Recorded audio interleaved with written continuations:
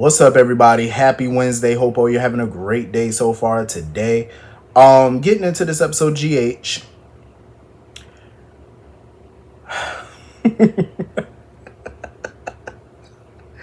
Let me tell you something.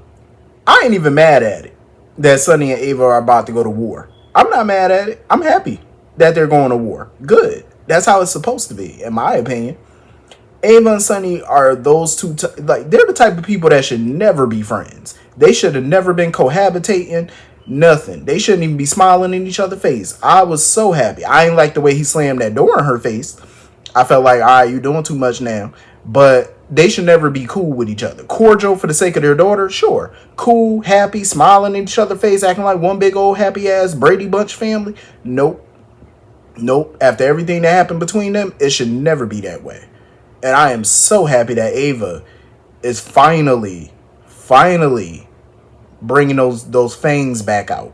You know what I'm saying? She's finally showing her teeth again. I am so happy about that. Because for a while, I felt like she's been dormant for a long time. You know what I'm saying? Just letting people run all over her. No. She needs to be a bitch.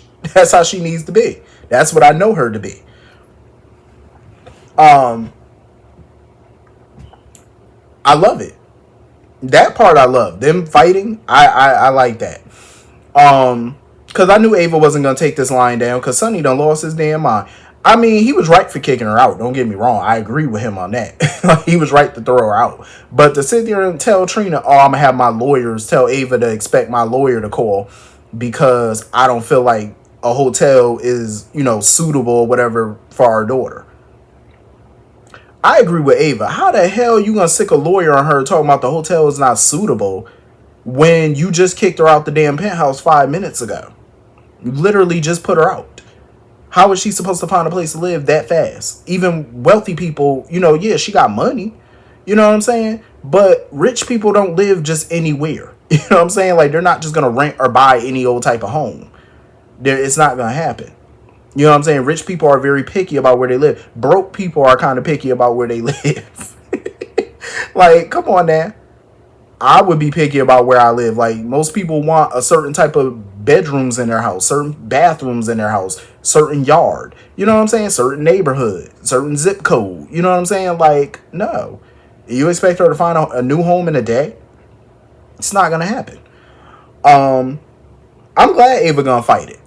I'm glad she gonna fight. I expect nothing less. And I'm not even surprised Scott was gonna take the case. As soon as she called Scott, I knew he was gonna take it. Because Scott cannot stand Sonny. Any way for him to stick it to Sonny, he gonna do it. Oh, he gonna take it. I wasn't shocked in the least. But I do agree with Scott, though. This is gonna get messy. This custody case is gonna get messy. Because with Ava's history and Sonny's history, it's gonna be some fireworks up in that courtroom. It's gonna be fire. Because neither one of them, I mean, let's be real, neither one of them are an ideal candidate to raise a child. You know what I'm saying? Like, I would think that they both would want to keep this out the courts. But Sonny, the one that's starting it, told me, I'm going to send my lawyer.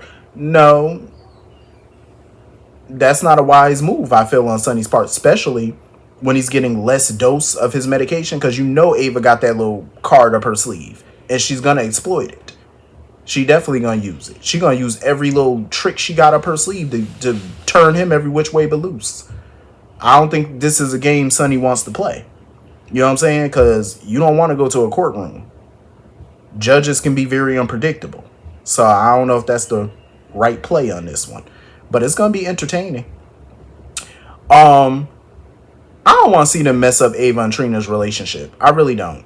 That's one relationship I really hope they don't fumble. I prefer that they keep Trina and Ava's relationship intact. You know what I'm saying? And have them continue to be cool, be, like a surrogate mother-daughter type thing. I'd rather they continue to do that. I don't want to see them mess that up because that would piss me off if they did it. That would annoy me. That whole conversation with Gio and Jocelyn and Trina at the garage apartment, it was interesting. I'm going to tell you why. I didn't like the way that they were doing Trina. They had her standing in the background, like, in the look on her face, Trina really, like, when she had her arms folded, she looked pissed. Homegirl looked fed up. And I really feel like that's the actress doing that and not the character. I don't blame her for being fed up. I don't blame her because this story that they got her in is just foolishness. I feel like Trina should be the main attraction. Why they always, every time they show her in a scene, it's always with Jocelyn and she's always the prop. I don't like it. I don't like Trina being used as the prop. You know, just standing in the background while Jocelyn gets all the screen time with Geo, and I just find it stupid. It should be the other way around. Like Trina should be at the forefront. She's the more interesting character in my opinion. There's nothing too interesting about the character of Jocelyn to me. Nothing whatsoever. You know, when Geo was sitting there talking about something, oh, you know, it sounded like you don't really like Ava. Boy, that girl don't like nobody. Who does Jocelyn like? Besides Dex and Trina. It's like she don't really like too many people. It was kind of weird how the camera, I don't know if people noticed it, but the camera kind of panned into Trina's face when she was in the background. I didn't understand why. That was kind of weird to me how they did that. I was like, so what was the meaning behind that? Them showing her like that. I didn't understand the significance, but and then when they were talking about the whole money situation, how Jocelyn was trying to call Ava a cheapskate, I ain't gonna lie. I felt like that goes to show they don't know nothing about business. Because if you think about it like this, when celebrities perform at the Super Bowl, right? We all know celebrities don't get paid. Like when music artists perform at the Super Bowl, they don't get paid to do that. They do that literally for free, from what I heard. So my thing is, it's about the opportunity. It's not about the money. Because a lot of artists who perform at the Super Bowl, they get so much business opportunities after that. Their music streams go up, like their numbers go up after a Super Bowl performance. That's where I feel like none of them are business people. I feel like Geo and Joss, they don't understand business clearly. Because if he's performing at this event for Ava at the art gallery, it's going to be a lot of well-to-do people there. A lot of rich people. And now if he goes there and perform and he does a great job, obviously people are going to take notice and wonder, oh, who's this great, you know, violinist and stuff, and how we book him? Oh, let's book him for our event. See, it's called opportunity. That's what Ava's providing him. A golden opportunity to expand his portfolio. You know what I'm saying? Like expand his reach. Duh. It's not always about the money. It's about the opportunity. The opportunity, see, they thinking short term when they should be thinking long. The opportunity is the long term. You know what I'm saying? It's like, duh, think. Damn. And Jocelyn called herself a college student. Like, see, that's what happens when people come from privilege. They don't think about this. They don't think about the coin. I'm like, you have to think. You got to think like a business person. Like, come on now. This is a golden opportunity for that boy. But yeah, shit gonna hit the fan though for Sonny and Ava. It definitely is. But Jocelyn still annoyed me today. Her sitting there talking about, oh, I don't kind of want to see anything happen to Sonny. Man, pick a mood and stick with it. One minute you want to see this man in prison. Next minute you kind of don't want to see nothing happen to him. I'm so over them. I really am. I'm over Jocelyn. Been over her. So anyway, moving on from that. Christina. What the entire fuck was that? So TJ and Molly get into a normal couple fight. I mean, couples do fight. That's what couples do. So they get into these arguments, and the first thing Christina does is draft up a legal document. And got the nerve to sit there and ask Alexis to take a look at it. I am so glad Alexis said nope. Alexis said, I ain't reading nothing. I ain't picking no side. I ain't nothing. I'm Switzerland on this one. I'm staying out of it. I don't know how many times Alexis got to tell these kids she not getting involved in this surrogacy mess. And they keep bringing the mess to her doorstep. Christina's being totally ridiculous. Oh, you know what? The Davis family gonna raise the child if they split up? That's not how this works. I don't know what this storyline is leading up to, but I just know it's going to continue to be a hot ass mess. I just know it. It's going to continue to just be crazy. That That was the dumbest shit I've ever heard. I got a legal document drawn up. Okay, a petition, whatever you want to call it. Dumb. I am glad though that when Alexis told them about her getting her law license back and stuff like that, and Sonny was like, "Oh, good, because I got a court case coming up or a battle coming up or whatever." I'm glad Alexis reminded him, like, "Listen, I ain't about to come back to be your lawyer. Diane's still gonna represent your ass." I'm glad she put him on notice about that, because no, just because she going to work at Diane firm does not mean she gonna be handling your cases. Diane will personally still be handling your cases, not Alexis, and I'm glad she made that known. I wouldn't want to be. I mean, the only upside to being Sonny's attorney in anything is the money. That's the only upside. Anything else is just a downside. I wouldn't want to do it. You know what I'm saying? I don't think I would have the stomach to do it, because I might, it depends on the case. I might pick and choose what case with him I might want to take. But, if it's like handling corporate documents for him for Corinthos Coffee, I'm willing to do that. But anything else, I don't think I'm going to do that mess, because no. Ain't enough money in the world. Taking him on as a client, it would just drive me to drink. Absolutely not. Anyway, moving on from that, I'm very much over this Cody long lost son storyline. Like, I am so over it. I agree with Sasha. He should have told Mac right then and there. I don't know why they keep dragging this. This is like the most asinine story. There's no reason to keep dragging this. Like, why are we dragging this nonsense? Tell that man you his damn son, and let's move on. Oh, I could lose everything. Sir, what is everything? What do you have? You in a stable cleaning up horse manure. That's what you worried about losing? Because if that's what you worried about losing, I would happily tell that man, let me lose that. I'm just saying, like, you happy cleaning up horse shit? That's what you worried about losing? You are over there cleaning up manure. Tell that man you his damn son and he your pappy. Anybody got time for all this mess? Alright, this is the most slow ass this is the most slow ass storyline I think I've ever seen. Probably one of them. But this shit is just asinine. Like, I can't even make this shit up. Good lord. I don't even know why I'm drinking this. I need liquor. I'm sitting over here drinking soft drinks. I need liquor. Because good God almighty. I'm just saying, like, how long, like, how? How are we stretching this storyline this long? I could lose everything. Boy, once again, you clean horse shit for a living. What is losing everything to you? Like, he really underestimates Mac. He really does. Like, that's the problem. He underestimates him. Yeah, Mac is probably going to be upset when he first hear that you lied to him. Of course, anybody would be. But you're his son.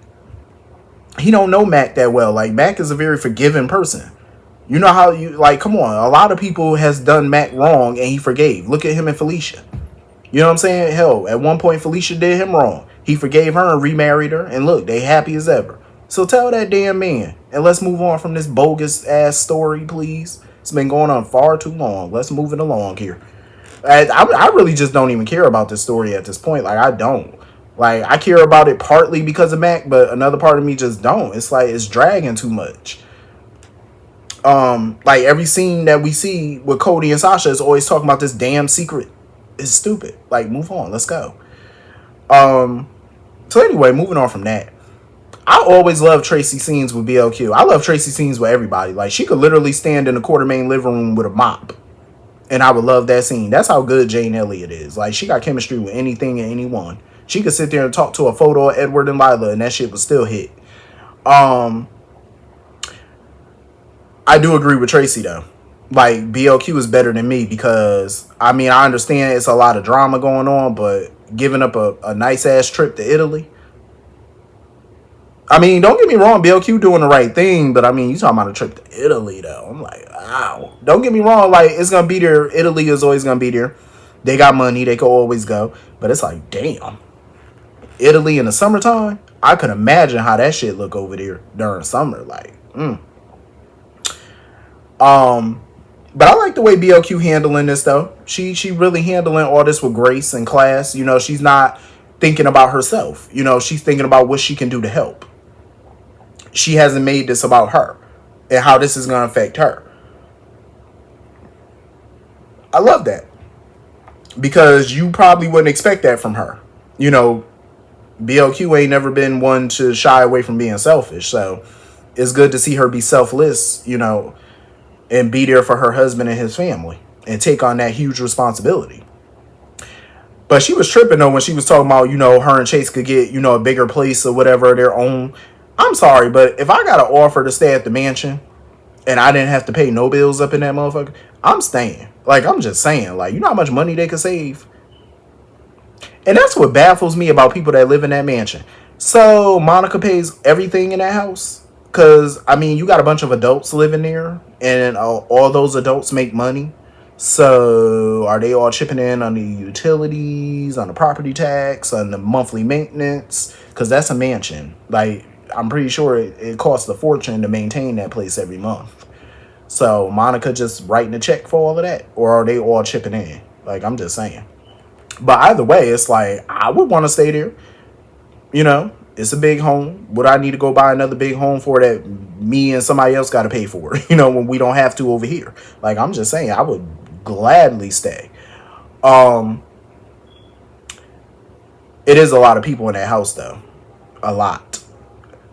A part of me is happy that the mansion is filled up again, because I do remember it was a time where the mansion only had like 4 people up in that damn thing. I remember at one point they only had Edward, Lila, not Edward and Lila, but I remember at one point they had Edward, Monica, and Tracy living there, and Alice. They were the only ones living there at one point. You know what I'm saying? Everybody else was either living somewhere else or dead. So I'm glad that the house is filled up again. Albeit, you got a bunch of people who are not technically Quartermains, but I consider them Quartermain adjacent. But it's just good to see the house filled up again. I ain't gonna grumble too much about who's staying there, even though I'm not too thrilled about some of the people that's staying there, but I digress. I am glad that Finn and Chase had that little heart-to-heart moment at the bench and they talked. But do I trust Finn? No. I don't trust him at all. I understand Chase wants, to do right by him because Finn did make the first move and call that place to get a room. Well, Tracy already had a room picked for him already, or held for him. So I'm glad that he made the move to call, but I still just don't trust him to be around Violet right now. Who's to say that he not gonna knock Finn out? I mean, Finn ain't gonna knock Chase out and try to run with the child or something. I don't trust him. I would have Yuri up in that room with me. I'm just saying. Like, Yuri would have to be in there too. I know Chase said, I'm going to be there in the room with him, but I don't feel like that's enough. You know what I'm saying? Because that's a huge 180 for Finn. Less than 24 hours ago, less than a few hours ago, he was just yelling at everybody. Quitting his job, yelling at Scott, yelling at Diane, yelling at, anybody he could yell at. And making threats and warnings and stuff like that. Now all of a sudden, I want to get clean. I want to be there for Violet. Or I just want to say goodbye. I don't trust that. You can't take the word of no addict. I'm just saying. I would have told him, you could say goodbye via FaceTime or something, or Zoom. Like, you can't physically see her, but, we could do a FaceTime or something. That's how I would have did it, because I wouldn't trust his ass. I'm just saying, hopefully, he go out the right way.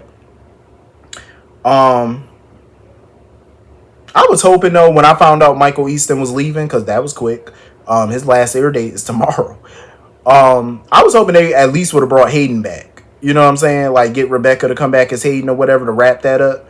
Because I just find it weird, like, Finn is about to leave and we're not getting no Hayden. I'm assuming that they're keeping Violet on the canvas, living with Chase and BLQ, so maybe there is a chance Hayden might come back down the road. I just thought that if they were going to do a Finn goodbye scene, they would at least have, Hayden come back and, kind of explain where the hell she been, and her, Violet, and Finn could just leave. You know what I'm saying? And whatever. But I guess. So that's pretty much the whole episode. Hit the comment section. Let me know what you all thought, and I will see you all later. Have a great night. Peace.